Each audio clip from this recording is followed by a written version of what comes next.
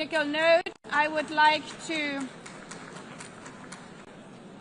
call on the next speaker. The Assembly will hear an address by His Excellency Prabowo, President of the Republic of Indonesia.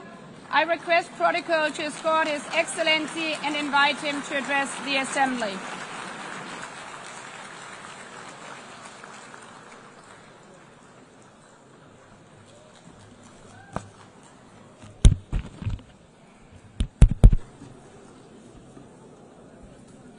His Excellency Mr. Antonio Guterres, Secretary General of the United Nations, Her Excellency Madame Annalena Baerbock, President of the United Nations General Assembly, His Excellency Mr. Moses Abelian, Under-Secretary General for General Assembly and Management, Excellencies, Heads of State, Heads of Governments, distinguished delegates, ladies and gentlemen.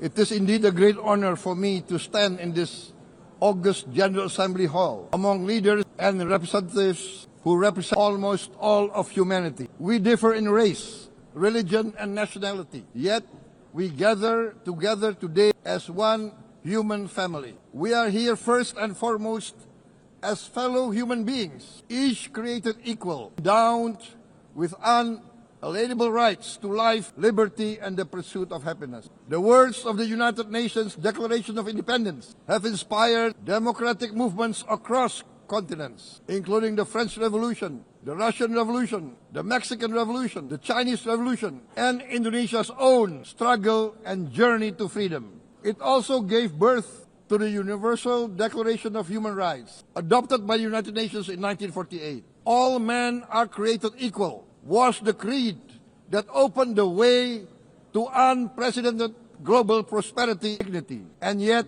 in our own era of scientific and technological triumphs, an era capable of ending hunger, poverty, and environmental ruin, we also continue to face today grave dangers, challenges, and uncertainties. Human folly, fueled by fear, racism, hatred, oppression, and apartheid, threatens our common future. My country knows this pain. For centuries, Indonesians lived under colonial domination, oppression, and slavery.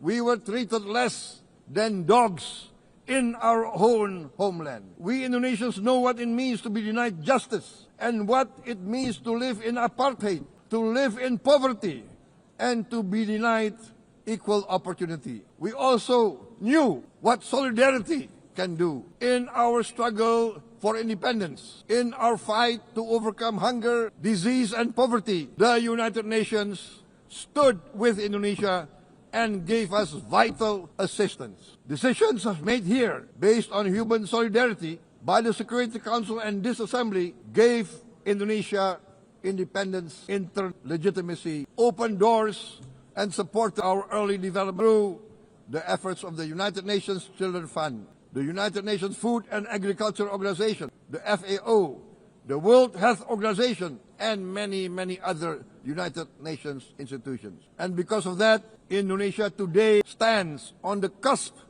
of shared prosperity and greater equality and dignity.